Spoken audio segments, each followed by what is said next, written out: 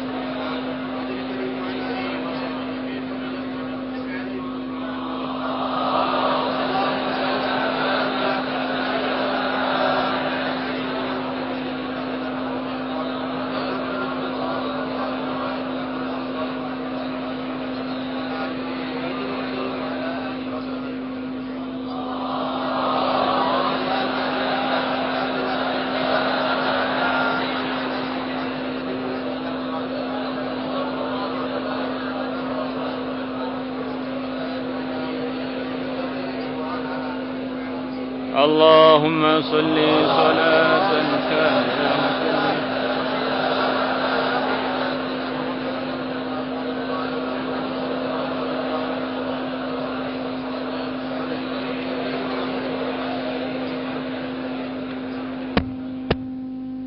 Ya, kita baca bab puasa 129.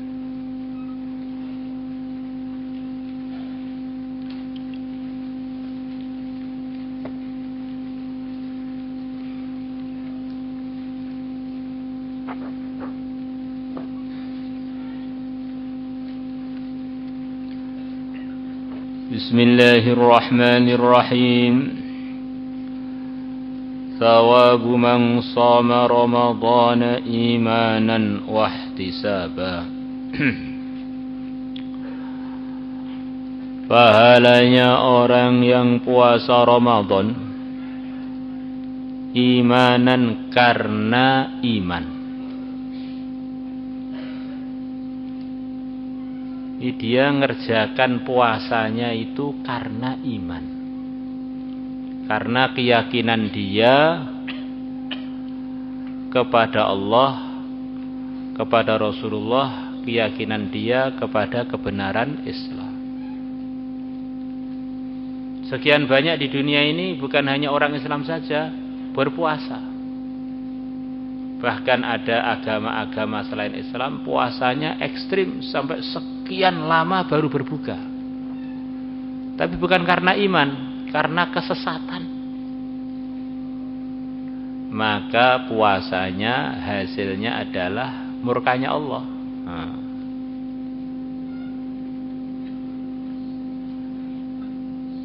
Jadi kebaikan sebaik apapun, kalau dikerjakan bukan asasnya iman, maka itu belum dianggap kebaikan di sisi Allah. Karena dia ngerjakan itu bukan karena Allah, enggak beriman pada Allah. Ada orang bilang Allah ini kan maha adil, maha sayang. Ada orang itu enggak beriman dengan Allah, tapi ini buat baik terus, berderma, bangun tempat-tempat sosial, masa masuk neraka. Loh, lah ngapain dia minta surga kepada Allah, wong dia tidak percaya pada Allah kok. Dia ini tidak terdaftar sebagai orang yang dijanjikan dapat anugerah. Ada orang tidak daftar di pondok Al-Fatah, ngaji sendiri di rumah, kemudian kurikulumnya persis, tapi pondoknya tidak di Al-Fatah.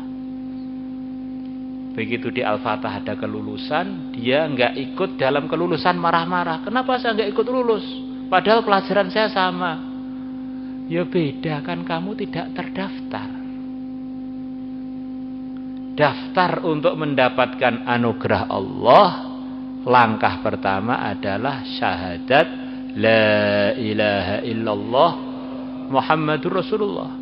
Selepas bawa syahadat ini, dia baru dapat link, baru dapat KTP untuk mendapatkan fasilitas anugerah-anugerahnya Allah.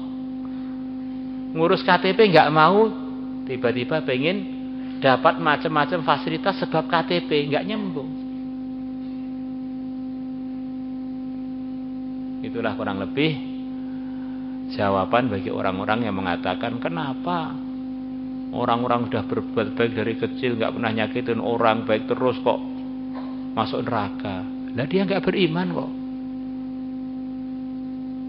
Jawaban yang kedua, iman itu adalah artinya dia merasa, meyakini bahwa dia ini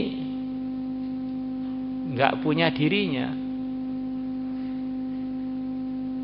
Bahkan alam semesta itu bukan miliknya siapapun, itu ciptaannya Allah, miliknya Allah. Maka dia ini dengan sebab keyakinannya itu memutuskan, kalau saya amal bukan karena Allah, itu berarti salah alamat.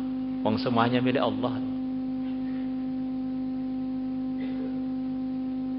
Maka puasa Ramadan yang ada janji pahala balasan yang dari Allah, keuntungan yang dia dapatkan dari Allah, syarat pertama adalah harus wajib beriman, wahtisaban, dan mengharapkan pahala. Orang tuh puasa sebabnya dia ngerjakan iman, tapi nggak mengharapkan apa-apa. Yang penting ngerjakan poso, ikut perintah Allah, nggak mengharapkan apa-apa. Itu kira-kira akan dapat janji apa tidak?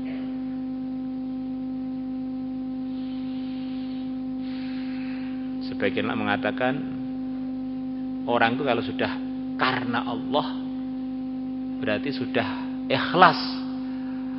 Orang yang ikhlas murni karena Allah pasti akan dapat anugerah dari Allah, dari apa yang dia kerjakan itu, walaupun dia tidak berharap. Sebagian ulama begitu itu. Sebagian ulama yang lain mengatakan tidak. Dikhawatirkan kalau orang itu mengerjakan suatu kebaikan yang telah diasaskan, dia ngerjakannya karena iman, tapi tidak mengharap apapun dari ngerjakan itu, dikhawatirkan dia belum mendapatkan janjinya Allah, janjinya Rasulullah. Karena dia tidak niat dan tidak minta kepada Allah hal tersebut. Padahal Nabi bersabda, wa innama likulli imri'in ma nawa. Sesungguhnya setiap orang akan mendapatkan apa yang dia niatkan. Dia niat aja enggak kok, dia memaksudkan aja itu enggak kok. Maka dikhawatirkan dia tidak mendapatkan janji tersebut karena dia tidak minta dan tidak berharap itu. Seperti cerita yang dalam kitab Fadilah Amal itu. Ada seorang sedang keluar ke rumahnya dalam safar jauh. Dia meninggalkan istri yang sedang hamil tua. Dia safar, sebelum safar dia menitahkan anak yang ada di kandungan istrinya kepada Allah. Kemudian begitu dia pulang dari safar, kaget, ternyata istrinya meninggal. Orang-orang kampung bilang, ini istri kamu itu dulu amalannya apa sih? Diceritakan, ada yang sebenarnya riwayat, cerita ini terjadi zaman Sayyidina Umar. Kok apa itu di kuburannya ada suara tek, lotak. Maka dijawab oleh suaminya, istri saya ya, setahu saya orang solihah. Tapi di kuburnya itu ada suara begitu loh. Akhirnya orang kampung penasaran, minta izin pada suaminya, bagaimana kalau kita bongkar bareng-bareng. Akhirnya kubur istrinya dibongkar. Selepas kubur istrinya dibongkar, kaget ternyata anak yang dikandung istrinya itu sedang menyusu pada jasad istrinya di kuburan. Hidup di kuburan, minum ASI di kuburan. Maka orang tadi bilang, ya Allah, saya kan pengen istri saya dan anak saya dua-duanya selamat. Kenapa yang kau selamatkan hanya anak saya saja? Istri kok wafat, anaknya selamat. Maka ada suara malaikat dari langit mengatakan, kan yang kamu titipkan kepada Allah anak kamu saja, istri kamu kan kamu lupa. Dan itulah zahirnya yang diajarkan Nabi kepada umat, supaya orang itu kalau beramal ada ihtisab. Hati-hatinya begitu itu. Beramal sambil mengharapkan pahala. Kan pahala makhluk loh. Amal kita juga makhluk kok. Masa amal kita pencipta kan? Kita ini beramal berarti melakukan makhluk. Makhluk melakukan makhluk. Mengerjakan sesuatu yang kita kerjakan juga makhluk. Asalkan itu karena perintah Allah, karena diperintah Rasulullah, itu makhluk yang datangkan pahala dari Allah, makhluk yang datangkan ridhonya Allah. Jadi kalau orang bilang ini ihtisab kan berarti bukan karena Allah. Bukan karena Allah bagaimana? Saya ini loh amal tuh loh juga dari makhluk menuju makhluk. Tapi kalau karena Allah jadi semuanya dapat nilai ridhonya Allah. Memang kita ini makhluk ya, muter-muter dari makhluk ke makhluk. Makan pun yang kita makan juga makhluk gitu ya. Maka menggunakan makhluk, memakan makhluk, niat untuk mendapatkan makhluk, asalkan itu sesuai prosedur dengan prosedur takwa, semuanya di dalam lingkup yang diridhai oleh Allah. Innama yataqabbalullahu minal muttaqin. Sesungguhnya Allah menerima dari orang-orang takwa. Orang takwa itu ya manusia-manusia yang makan, yang minum. Kalau mereka kerjakan semuanya itu dengan takwa, dagangnya, muamalatnya, muasyaratnya, sentuhan mereka dengan makhluk, semuanya itu diterima oleh Allah, ada nilai pahala. Kadang-kadang orang itu menerjemahkan itu kurang jelas gitu. Pokoknya kalau ada bau makhluk berarti gak ikhlas. Loh, kamu sendiri loh makhluk.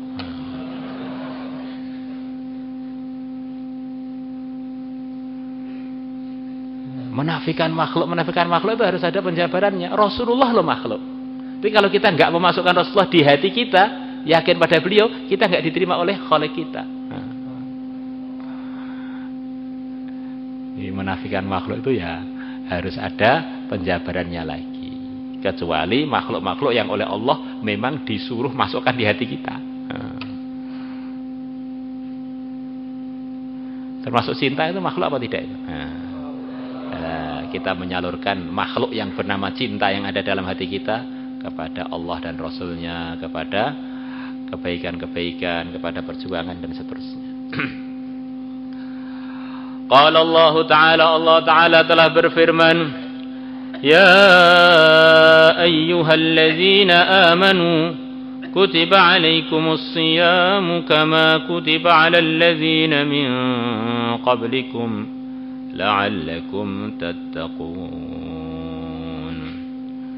Ya ayyuhalladzina amanu, wahai orang-orang yang beriman, kutiba alaikum telah difardukan atas kalian as-siyamu, ngerjakan puasa, kama kutiba bagaimana telah diwajibkan difardukan puasa, alal ladzina min qablikum atas orang-orang yang sebelum kalian. Di puasa ini adalah bagian dari aturan Islam yang semua umat termasuk umat Muhammad pasti ada syariatnya yang bernama amalan puasa. Maka agama kok nggak ada puasanya, agama samawi, agama yang benar itu ya bukan agama yang sempurna. Kan ada orang pengen, saya sepanjang tahun makan terus, nggak ada. agamanya Allah yang dibawa oleh para anbiya mesti ada puasanya.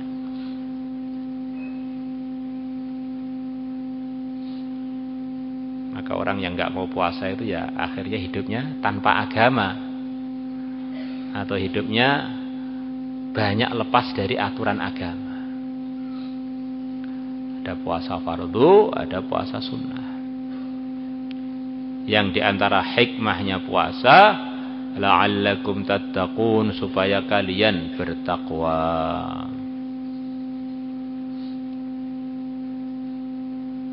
Kata para mufassirin, kalau Allah berfirman, Nabi kita bersabda dengan kata-kata la'alla, semoga, supaya, itu artinya adalah pasti. Kalau untuk orang lain, semoga aja, harapannya begitu. Tapi kalau yang berfirman itu adalah Allah dan yang bersabda itu Rasulullah, la'alla itu artinya pasti. Maka puasa Ramadan itu kalau dikerjakan dengan benar, di antara yang pasti datang kepada orang yang mengerjakannya adalah pasti menjadi bagian orang yang amal agama, bisa melaksanakan perintah, bisa menjauhi larangan. Ya latihannya puasa itu. Makanan di depan, minuman di depan, sate gulai krengsengan sudah siap dimakan. Tetapi karena kita puasa, demi menyempurnakan puasa kita biar kita dapat ridhonya Allah, kita tahan sampai terdengar azan maghrib berkumandang. Maka kita ini kalau puasa itu kita bawa dalam kehidupan kita. Walaupun santri putri santri lewat di depan mata, kesempatan melihat leluasa, pengawasnya tidak ada, pas perpulangan sudah enggak ada tim pengabsenannya. Wah, ini puasa bukan istri saya, enggak saya lihat. Coba kalau puasa itu kita bawa dalam kehidupan kita, kita jadi ketawa. Semua kesempatan kita ukur, ini sudah diizini oleh Allah apa tidak? Kalau diizini, satu istri boleh. Kalau laku, kalau laku lagi, dua juga boleh kalau mampu. Dua masih ada rezeki lagi, tiga boleh kalau ada takdirnya. Tiga ada, empat pun boleh kalau belum mati sebelumnya. Jadi ini satu gambaran di antara syariat yang berjalan pada semua agama Islam. Di agama mulai yang dibawa Nabi Adam sampai sekarang namanya sama, Islam. Jadi karena daerahnya berbeda atau nabinya berbeda, bisa berganti-ganti nisbatnya. Nasrani, Yahudi atau bagaimana itu. Keyakinannya sama, yaitu yakin kepada Allah dan kepada utusan yang diutus waktu itu. La ilaha illallah Adam Nabiullah, la ilaha illallah Nuh Nabiullah, la ilaha illallah Musa Nabiullah atau Rasulullah seterusnya.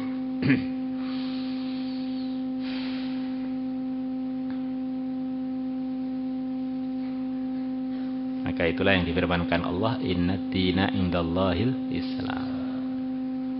Gelarnya para nabi adalah muslimun, orang-orang Islam. Inna Ibrahim kana hanifam muslima. Muslim.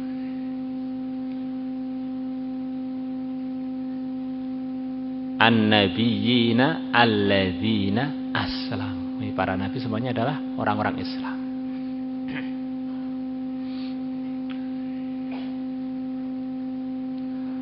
وعن أبي هريرة رضي الله عنه عن النبي صلى الله عليه وسلم قال من صام رمضان إيمانا واحتسابا غفر له ما تقدم من ذنبه من صام رمضان Barang siapa puasa Ramadan imanan karena iman, wahtisaban dan karena berharap pahala, ghufira lahu maka akan diampuni untuknya ma perkara taqaddama yang telah lalu min dzambihi berupa dosa dia. Rawahul Bukhari wa Muslim. Imam Bukhari dan Imam Muslim telah meriwayatkannya. Masalah yang terbesar bagi orang beriman yang mau merenung, tidak ada yang lebih besar dan tidak ada yang lebih serius melebihi kalau kita bermasalah dengan Allah. Karena semuanya itu milik Allah. Kalau kita ini bermasalah dengan Allah, nggak bisa lari kemanapun. Maka bermasalah dengan Allah itu namanya dosa. Maka kalau orang itu masih punya dosa, berarti masih punya masalah dengan Allah. Mau lari kemana? Maka di antara contoh yang dicontohkan oleh para anbiya di dalam majlis-majlis beliau, di dalam arahan-arahan beliau sampai Nabi yang terbesar yang tertinggi adalah mencontohkan untuk umatnya supaya banyak minta maaf kepada Allah, banyak istighfar. Padahal beliau-beliaunya tidak pernah berbuat salah. Kalau yang tidak pernah berbuat salah minta maaf terus kepada Allah, bagaimana kita ini yang memang banyak salah, sampai kalau ditanya salahnya, salah yang mana ya? Sampai lupa sing di salah iki, karena banyaknya. Ini orang yang sopan kepada Allah itu tidak ada yang melebihi para anbiya. Sebentar-bentar minta maaf kepada Allah. Ya seperti dalam dunia manusia, antar manusia aja. Dianggap orang yang sopan adalah orang yang suka minta maaf. Maaf ya saya mengganggu, padahal ganggu aja enggak. Maaf ya saya mau lewat, maaf ya. Maaf ya merepotkan. Ini orang sopan. Jadi kalau orang langsung datang nyelonong begini, begitu, itu kan memang bukan orang sopan. Bagaimana kita dengan Tuhan kita? Maka diceritakan oleh Ibnu Umar radhiyallahu anhu, saya ngitung-ngitung Nabi setiap majelis beliau minta maaf kepada Allah tidak kurang antara 70 sampai 100 kali. Setiap majelis, bukan setiap hari, setiap majelis. Dalam berat yang paling banyak Nabi setiap majelis. Kalau Sayyidul Anbiya saja mencontohkan kepada umatnya supaya merasa selalu punya salah, minta maaf terus. Bagaimana dengan umatnya yang memang salah itu nyata dalam kehidupannya?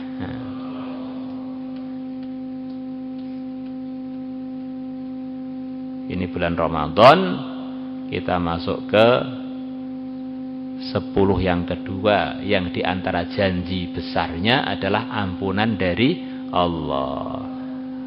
Maka kita tingkatkan lagi semangat kita tingkatkan lagi takwa kita. Yang fardu dimaksimalkan, yang sunnah disempurnakan.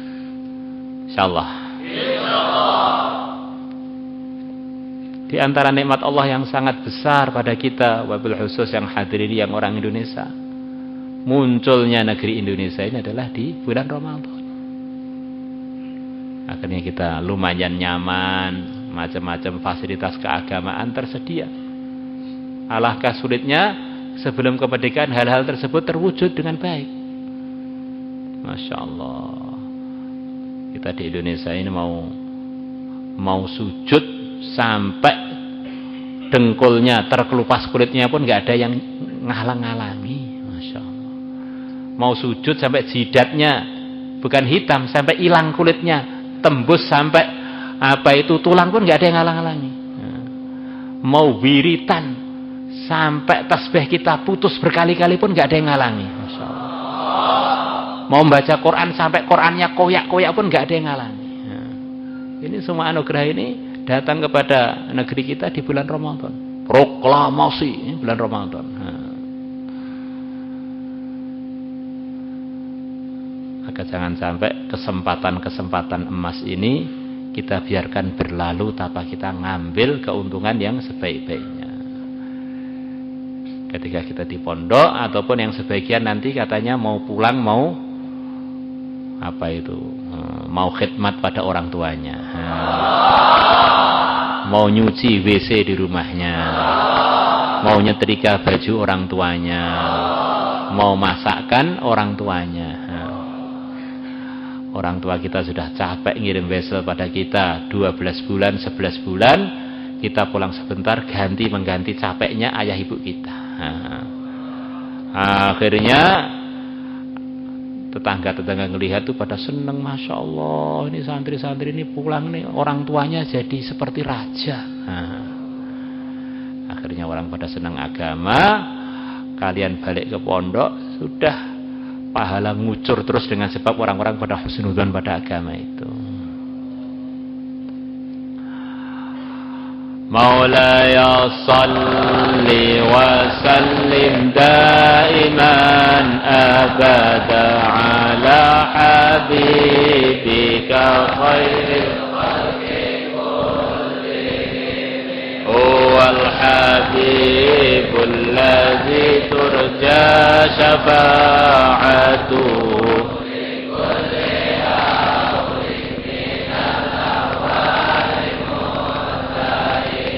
يا ربي بالمصطفى بلغ مقاصدنا اغفر لنا ما مضى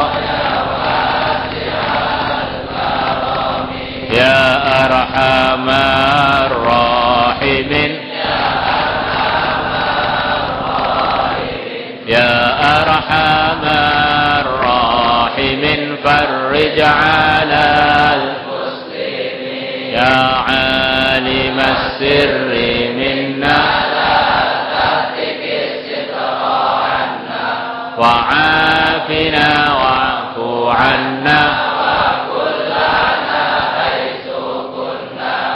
نرد بك الأعداء من كل وجهة وبالاسم نرميهم من البعد بالشتات فأنت رجائي يا إلهي وسيدي ففرق جيوشا للعداوات أثمرت وسم وأبكم ثم أعمي عدونا وأحرسهم يا ذا الجلال لي خمسة أطفي بها حر الوباء الحاطمة المصطفى والمرتضى وابناهما والفاطمة صلاة